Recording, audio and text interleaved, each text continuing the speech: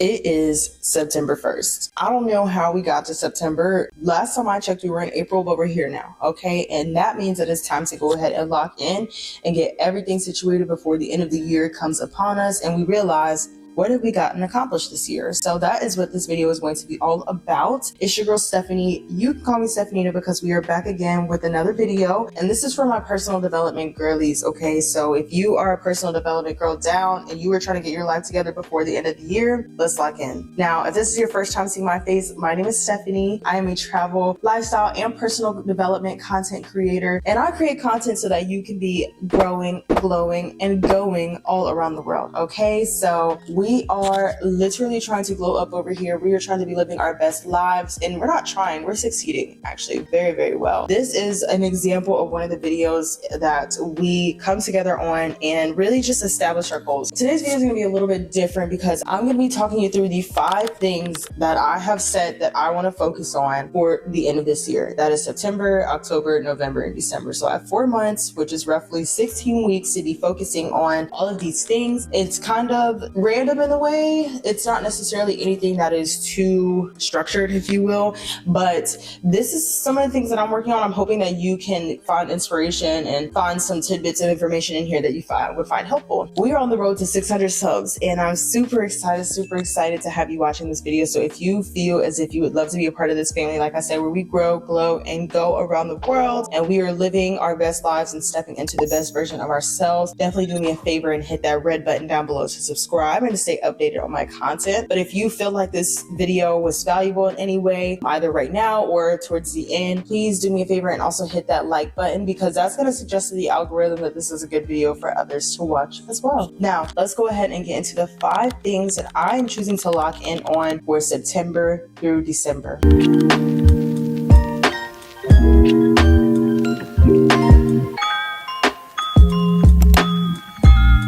Let's go ahead and jump into number 1. Number 1 is getting more focused with my fitness goals. Now, we are coming off of summer. Summer is such a fun time to just be outside, literally to just be, to have a good time, to go out with friends, to eat dinner here, to try new restaurants, to try different drinks. And that is all fun. There is nothing wrong with that. There's absolutely nothing wrong with that. I had a great summer. I hope you did too. But now that we're towards the end of summer and we're going out a little bit less, right? I really want us to focus on, for me, like I said, I don't be preaching to you guys in these videos. I simply tell you what I have been doing, what mindset shifts I've been making to help me get towards my goals. Take what you want, leave the rest. But things that I'm going to focus on now is hitting more protein goals, right? When I'm going out with friends and things of that nature, I might not be able to eat some of the things at the restaurant that are going to help me towards my protein goals. If you don't know, I am pescatarian, so sometimes it really filters down the menu for me when I'm going out. And if we're not already going to a seafood restaurant, we're going to an American restaurant. Sometimes the only things that they have are not really catered towards health and fitness, obviously, but still, I really want to go out a little bit less. I really want to be focused more on hitting my fitness goals and my protein goals. And when I say fitness, I mean, yes, being in the gym. I'm getting back into my routine of being in the gym at least 4 days out the week, 5 days if I'm lucky. And then I also want to get more focused on taking my supplements. I want to make sure every morning I'm taking my OxyStred and every morning I'm taking my creatine. It doesn't matter if I worked out that day or not. Those are supplements that I take literally every single day, and I want to make sure that I'm not missing any days on that, especially with creatine, because you know, if you miss a day, it can be hard to like get back on it. So I gotta stop talking so fast. I'm like running out of breath. So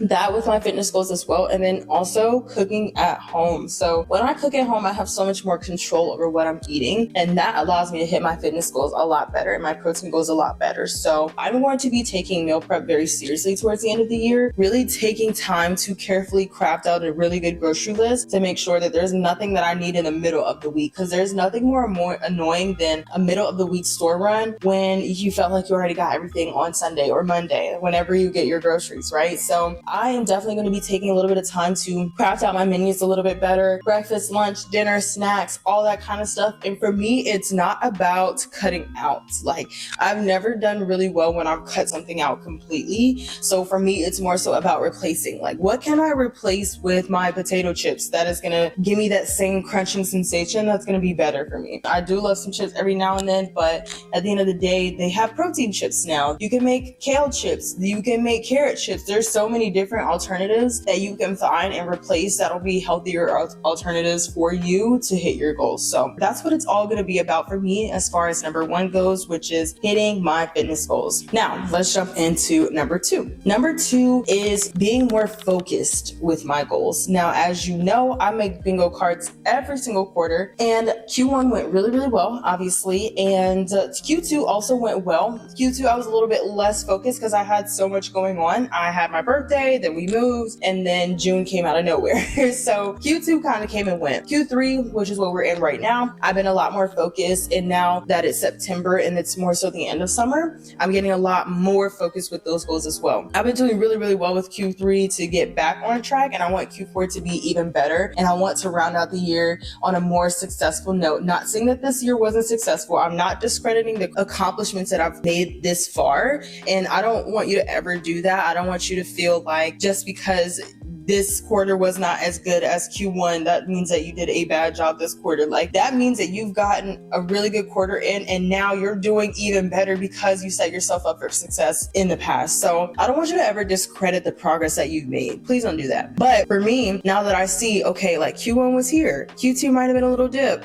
Q3 came back, and so I want for Q4 for us to go back up, if that makes sense. I hope that graph, that felt like Disney Channel when they used to like do the little thing. So that's what that felt like, but I hope that made sense to you. So in order for me to be more focused and to take hitting my goals a little bit more seriously, what I'm going to do is I'm going to be crafting out my schedule very, very intentionally. So at the beginning of every week, I have now put on my calendar prep and make calendar for the week. So I'll list out a brain dump. I literally do this at the beginning of every week, whether it's Sunday or Monday. On one of those 2 days, I'll sit down and I'll do a brain dump. Everything that is on my mind that I know I want to either get accomplished this week or get a start on this week. I don't have to have it done, but I need to have it on paper so that I know it's real, because that head, it be flowing, y'all. Like, there's a lot going on up there. So it's very important for you to take it from here to here, pen to paper. So that means for me, brain dump at the beginning of the week. And once I have my brain dump, I'm going to look at my Google Calendar. I take keeping a calendar very seriously. I have a wall calendar. I have a Google Calendar that's on my phone, that's on my iPad, that's on my computer. And I have it with me at all times just in case, you know, something comes up. Somebody wants to do something. I can literally pull it up and be like, I'm not free this day, or I've already set aside time for this during that time. Can we do another thing, or can we schedule another time? It's just so important to not overbook yourself, which is something that I used to do a lot. So that's why having a calendar is so important to me, and it really helps me to really know when it's time to like dial back and when it's like, okay, cool, we're good. Because there have been weekends where I have like one thing in the morning, one thing in the afternoon, one thing in the morning, one thing in the afternoon, and I'm kind of done with that. Like, I'm getting to the point where it's one thing is very taxing on my energy. So, and not a negative way, because I can feel really revived after hanging out with some people, but still, like, I still like time to myself. And especially because at the end of the year, I am trying to be more focused, or not trying, I am getting more focused with my goals. So I'm going to be a lot more intentional about the time that I'm putting on my calendar to help me accomplish my goals. So for me, yes, that does mean sitting down at the beginning of every week, listing out my brain dump and seeing where it falls and what. So maybe I have a YouTube video that I want to be out by Thursday or by Sunday. So for that, I'm going to make sure I have at least 2 hours of editing every single day on my calendar that I set and that I stick to. That's the key right there. The follow through is super important. We can set goals all we want, but if we don't follow through with them, they're no good. Also with the gym, crafting out at the beginning of the week, what days make sense for me to go to the gym? Based on my social calendar, maybe I'm used to going to the gym Tuesday, Wednesday, Thursday, but I have dinner on Thursday night, and so I can't go on Thursday. Okay, well, let's look at the rest of the week. Maybe Monday I'm free, maybe Friday I'm free. So I sub one of those extra days in there to make it more so that I don't fall off. So that way I am not setting myself up for failure. If I know I have dinner, don't try and squeeze dinner and the gym in on the same day if you usually go to the gym at 5:30 in the afternoon. Maybe you can switch it up and go to the gym earlier in the day. Whatever works for you and your schedule, try to accommodate for mishaps like that. Also, like the other goals that I have as far as business goes, as far as work goes, as far as different things that I'm working on, I just want to make sure that I'm setting aside the right amount of time. And honestly, sometimes you have to do a time audit. You have to really see where you're spending your time. On your phone, you have your screen time report, before, see how much time you're spending on your phone and how much of that can be minimized. Like, I even wrote in my journal this week, I feel like I would just waste time on my phone a lot. That made me feel really bad. And I was like, well, if you're going to be on your phone, there's a lot of things that you could be doing on your phone or doing in your spare time that can be productive. Like, if you're just going to be on your phone, I have tons of short form content that I could be editing, right? Like, if I want the sensation of being on my phone, okay, that's fine. That is perfectly fine. But let's try and do something that is going to be productive. For example, the other day, I was literally bored on my computer searching up random stuff. And I was like, no, let's take a step back. We could be doing something productive. And I wasn't even done with my blog yet, but I knew that I still had a thumbnail that needed to be done. I wasn't in the space where I could actually edit and focus on that, but I could definitely start working on a thumbnail in that time. So I decided to go ahead and start working on the thumbnail, which helps set me up for success, because now once the vlog is done, all I have to do is upload it. I don't have to worry about, okay, now I have to make a thumbnail. So what little things can you do throughout your week to set yourself up for success? So that is number 2. Number 3 is going to be more so centered around social gatherings. I love hanging out with my friends. However, during the end of the year, it can be a very busy time.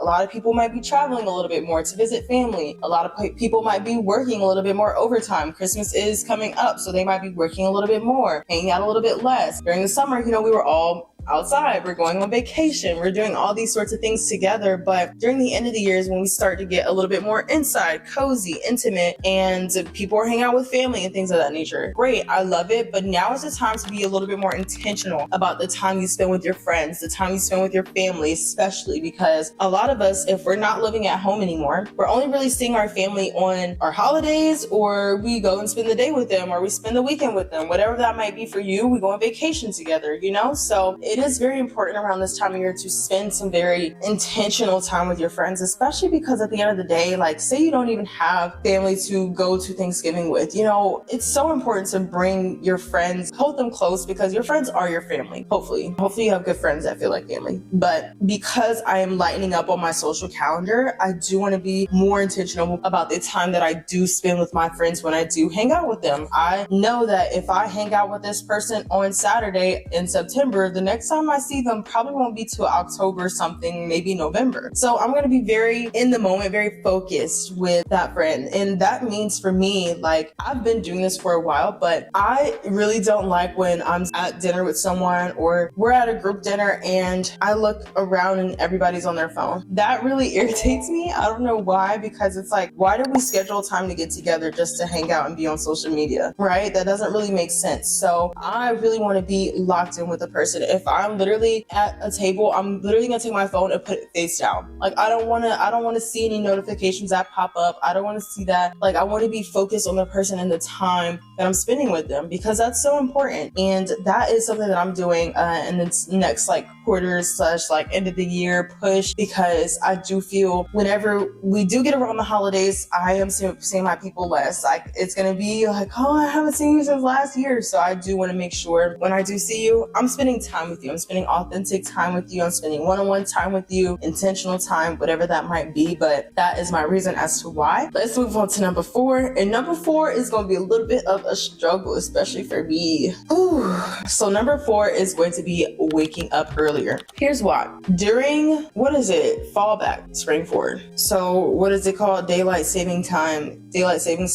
I wonder if that begins or ends. I never know which one it is, but I know in the time, in whatever, we fall back, we lose an hour. That means the sun starts to set earlier, which means that the days get darker quicker. And I feel a great way for me to set myself up for success as far as seeing daylight, getting vitamin D, is to wake up earlier. I've had to come to learn that I am not the type of person who can wake up and just get to grinding. Like, I've tried over and over again to force myself into that narrative, like, wake up, grind, gym, work, right? But there's some sort of friction there. And I don't know if that friction is because I'm resisting a good thing, or if that friction is because that's just not the way I like to do it. And I'm leaning more towards the latter, because recently when I've woken up, I've tried to get like a little bit of a slower start, a little bit of an easier start. I'm strolling and doing this, and I think that really works well for me. So I am going to start waking up earlier, but I'm not really waking up necessarily with a strict plan. Like, I need to get this, and this done by 7 a.m. right? I'm really waking up to spend more time with myself, to spend more time with God, to spend more time to me before I go and spend my energy with other people. So I want to commit to waking up earlier. Now, that might be 5 a.m., that might be 6 a.m. I ain't gonna lie, it's looking more like that 6 a.m. But that is so that I can spend a little bit more time, like I said, with me, focusing on myself, praying, drinking my tea or my coffee, whatever it might be. Water first though, water first, supplements, all that good stuff. But I think when I have a slower, more intentional start to my day, it helps me to not feel like the rest of the day is like beating me up, if that makes sense. You know, when you're rushing into the day, it just feels like a day where everything is just coming at you, versus when you're intentionally starting your day, you feel like you have so much more control over how your day goes. And I really want that. And I want more of that, especially because since the days do end a little bit earlier, as far as like the sun setting at an earlier time, now that allows me to get in bed earlier too, and to have a more intentional night routine as well. So I think just setting myself up for success at the beginning of the day is going to translate well throughout the whole cycle of the day. But like I said, there is no pressure to get anything done at the beginning of the day. I don't have a daunting to-do list to wake up to. I literally have 3 things: me, God, and tea. That's it. That's all I want to do in the morning. And everything else that I get done is a plus. But even if I just get 2 of those things, which is me and God, that is perfectly fine. But like I said, I don't want it to be too boom, boom, boom, because I don't want to get too hard on myself and get discouraged and then break the whole thing in the first place. Now, let's get to the last part. The last one is going to be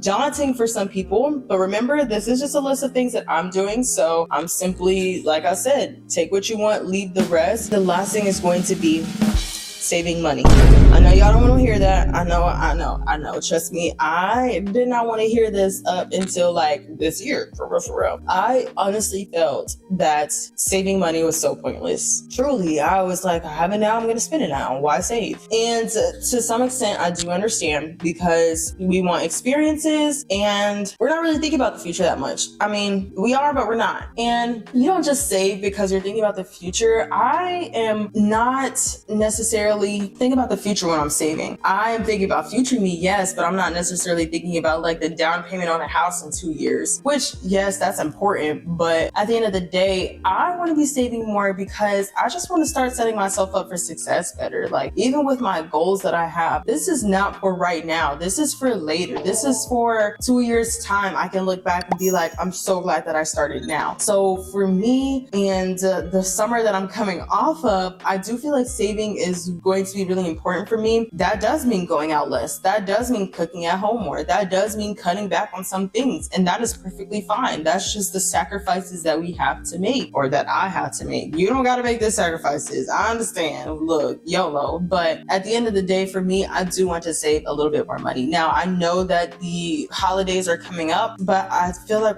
we put so much pressure on ourselves around the holiday season. And I'm not going to do that this year. There have been years where I have stressed myself out trying to get everybody and anybody a gift. Like, even if we just became acquainted within the past 3 months, now I feel obligated to get you a gift. And that doesn't even make sense to me. I think we're a little misguided is what I'm trying to say here. So holidays are indeed right upon us. And I do want to make sure that the people who do get gifts and things of that nature get really good quality gifts. I've always been more so of like a thoughtful person when it comes to gifts. You guys, I don't know what is up with my microphones, but they literally keep dying on me in the middle of recording. So I was just talking about gifts and how that relates to saving. What I'm definitely going to do to set myself up for success is to use my Budget Like a Boss spreadsheet to help me to set better savings goals. So throwing it out there, let's say that I have like $1,000 that I want to save by the end of the year. And right now, like I said, we have roughly 16 weeks left in the year. By the time I post this video, it's probably going to be more so like 14. However, let's say you get paid bi-weekly, you get paid 7 more times by the end of the year, and you get paid around, like, let's just say $1,000, just throwing it out there. So how can you set yourself up for success to save $1,000 in 14 weeks by the end of the year with your 7 paychecks? In the Budget Like a Boss spreadsheet, you're going to be able to visually track how much you're saving, how much you're spending. So I'm going to do like a little overlay so you can see this for yourself. But let's just say we have 7 pay dates and we decide that we're going to go to our HR manager and ask them to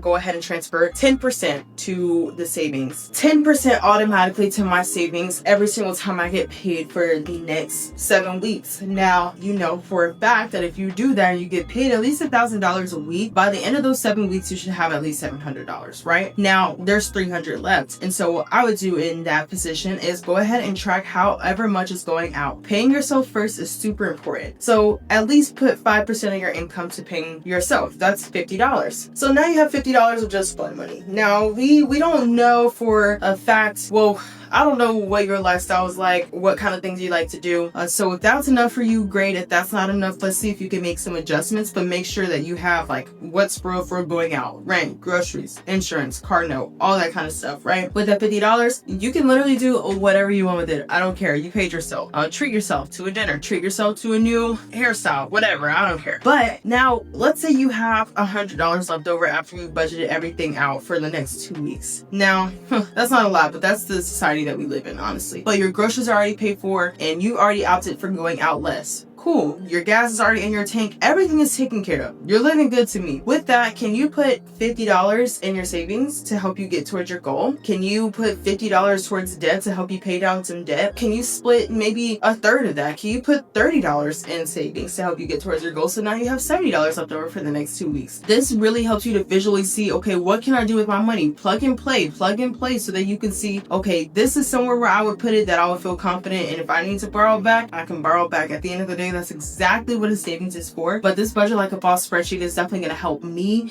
to set myself up for success, and it's already been helping me, honestly. And I think also going to HR and just being like, hey, like, can you go ahead and deposit automatically 10% into savings, so that way it literally takes the willpower out of that decision. That way you don't have to sit here at your account and stare at your account and be like, okay, I have to transfer 10%, but what if I but what if I wanted to do this? No, it doesn't even touch the checking. Like, that is the key right there, taking the willpower out of your decision making. So that is the last point for today. So we have fitness goals, we had hitting our yearly goals and setting aside time for that. We have being more intentional about the time that we spend with our friends and family around this time of year, waking up earlier, and then saving money. Now, if you found this video helpful at all, sis, please do me a favor. I would love to have you as part of the community, period. So like I said, we grow, we glow, and we go around the world over here. We are living very intentionally, crafting the best lives and stepping into the best versions of ourselves every single day with the choices that we make. And I would love to have you as part of the fam. So if you like this video and you want to see more content like this, leave it a like,